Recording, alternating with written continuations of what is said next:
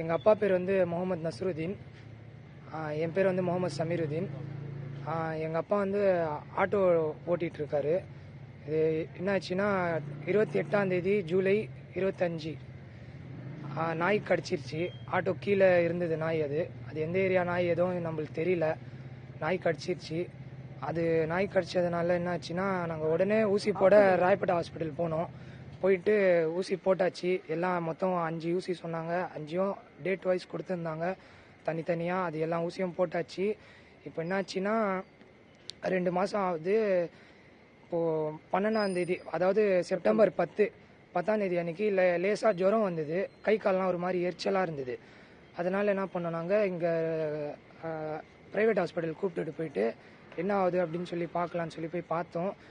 அது நாய் கடிச்சதுனாலையா இல்லை எதுனாலன்னு தெரியாமல் நாங்கள் போய் பார்த்தோம். அங்கே பார்த்தா லேசாக ஃபீவர் இருக்குது, உடம்பு வலியாக இருக்குது, ரொம்ப டயர்டாக இருந்தார். வேலைக்கு போயிட்டு வந்திருந்தார், டயர்டாக இருந்தாருன்னு சொல்லி போய் நாங்கள் ஊசி போட்டோம்.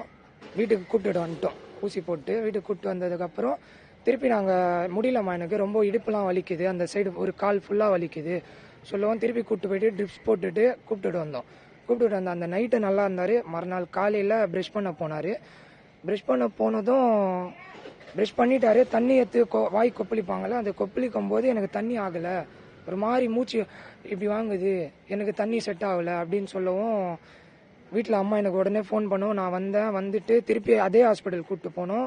ப்ரைவேட் ஹாஸ்பிட்டல் கூப்பிட்டு போயிட்டு கேட்டால் அவங்க முன்னாடி தண்ணி குடிக்க வச்சாங்க. தண்ணி குடிக்க வச்சதும் என்னால் முடியல, இப்படி ஆகுதுன்னு சொல்லவும் நீங்கள் உடனே இமீடியட்டாக நீங்கள் ராஜீவ்காந்தி ஹாஸ்பிட்டல் கூப்பிட்டுட்டு போயிடுங்க அப்படின்னு சொல்லவும் ராஜீவ்காந்தி ஹாஸ்பிட்டல் கூப்பிட்டு போனோம். காலையில் கூப்பிட்டு போனதும் இந்த மாதிரி ரேபிஸ்ன்னு சொல்லி ஒரு நாய் கடிச்சா வருமா, அந்த மாதிரி இருக்குன்னு சொன்னாங்க.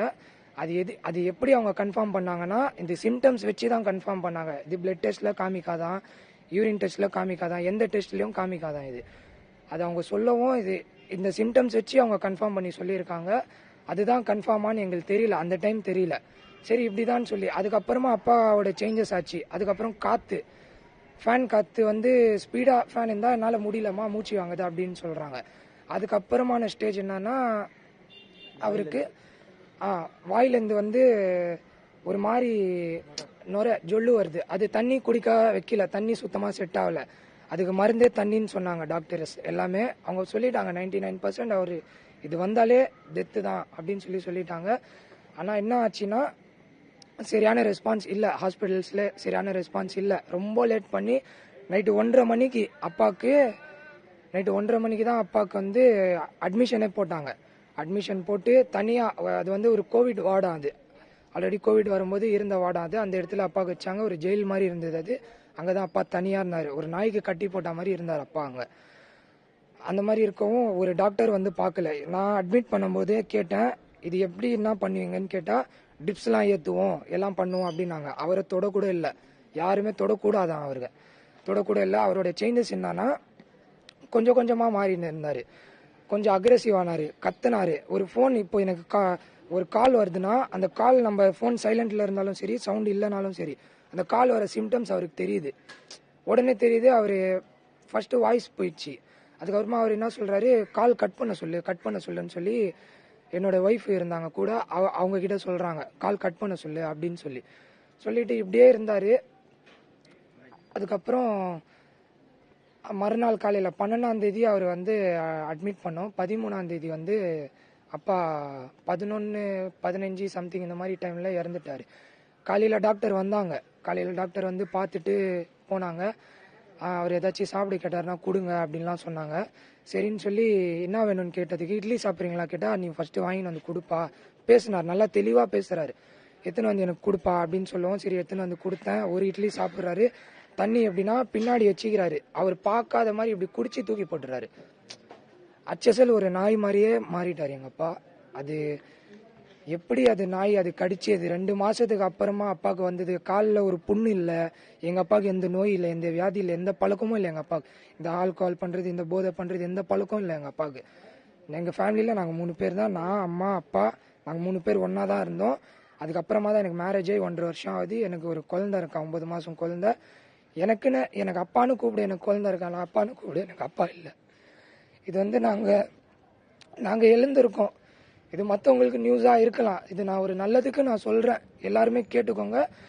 இது கார்பரேஷன் சைட்லயும் சரி, ப்ளூ கிராஸ் சைட்லயும் சரி, மொத்தமா நாய்க்கு எல்லா நாய்க்குமே ரேபிஸ்னு ஒன்று இருக்குமா. அது சில நாய்க்கு அந்த ஸ்டேஜ் இருக்கு. அந்த ஸ்டேஜ் உள்ள நாய் தான் எங்க அப்பாவுக்கு கடிச்சிருக்கு. அதனால தான் எங்க அப்பா இந்த மாதிரி ஆயிருக்காரு.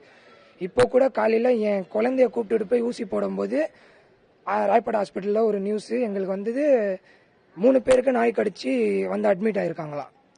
அது ஸ்டேஜ் வைஸ் தான் காட்டும். இது ராஜீவ்காந்தி ஜிஎஸ்ல நைட் ஷிஃப்ட் செக்ரட்டரி எங்ககிட்ட சொல்றாரு, 15 கேஸ் இந்த மாதிரி வந்ததுமா, நீங்க வரத்துக்கு முன்னாடி 15 பேரும் இறந்து தான் போனாங்க, இது கியூரே ஆகாது.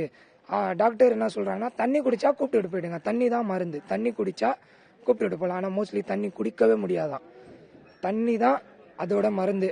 இன்னொன்று, அது கடிச்ச உடனே நல்லா வாஷ் பண்ணிடணுமா, சோப் போட்டு வாஷ் பண்ணணுமா. நல்லா வாஷ் பண்ணிட்டாலே அதுக்கப்புறமா நம்ம ஊசி போட்டுக்கிட்டா சரியாயிடும்னு சொல்றாங்க. இதுக்கு மருந்து இல்லை, இந்த ஊசி மெடிசனே இல்லை. நாங்கள் அப்பாவை எல்லாம் அடக்கம் பண்ணிட்டு வந்ததுக்கப்புறம் எங்கள் ஃபேமிலியில் உள்ள எல்லாருமே போயிட்டு ஊசி போட்டோம். டாக்டர் சொல்லியிருந்தாங்க எல்லாருமே போயிட்டு இந்த ரேபிஸ் டோஸ்ன்னு சொல்லியிருக்காங்க. அந்த ஊசி நாங்கள் எல்லாருமே போய் போட்டோம். ராயப்பேட்டை ஹாஸ்பிட்டலில் தான் போய் போட்டோம்.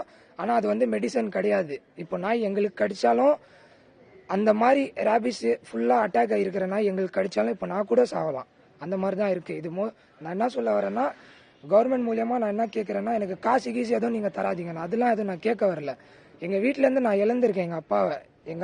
நான் என்ன சொல்கிறேன்னா, இப்போ மழை பெய்யுதுன்னா இப்போ தலையே அதுதான், என்னோட நிலையில அதுதான். இப்போ நான் அதே இழந்துட்டேன். இப்போ நான் என்ன பண்ணுறதுன்னே நான் தெரியாமல் நான் நிற்கிறேன். எல்லாமே போட்டிருக்கோம். டோட்டலாக 5 ஊசி டேட் வைஸாக கொடுத்துருந்தாங்க. அது 5 ஊசியுமே நாங்கள் போட்டிருக்கோம். அது 5 ஊசியுமே நாங்கள் போட்டோம். அப்பாவுக்கு இந்த மாதிரி ஆயிருக்கு. ஸோ நான் என்ன சொல்றதுன்னே தெரியல. இனி யாருக்கும் நடக்கக்கூடாது. தமிழ்நாடு கவர்மெண்ட், நம்ம முதலமைச்சர் ஸ்டாலின் அவர்களுக்கு நான் ஒரே ஒரு கோரிக்கை, இது ஆக்ஷன் எடுங்க. கார்பரேஷன் காரங்க கிட்ட சொல்லுங்க, ப்ளூ கிராஸ் காரங்க கிட்ட சொல்லி எடுங்க, தயவு செஞ்சு எடுங்க. எடுத்து இதை சரி பண்றதை மட்டும் பாருங்க. இதுக்கு மருந்தே இல்லையா, வேர்ல்டுலயே இல்லையா இதுக்கு மருந்து. இது வந்தாலே இழப்பு தான், எல்லாரும் வீட்லயும் சரி இழப்பு தான் இது வந்தாலே.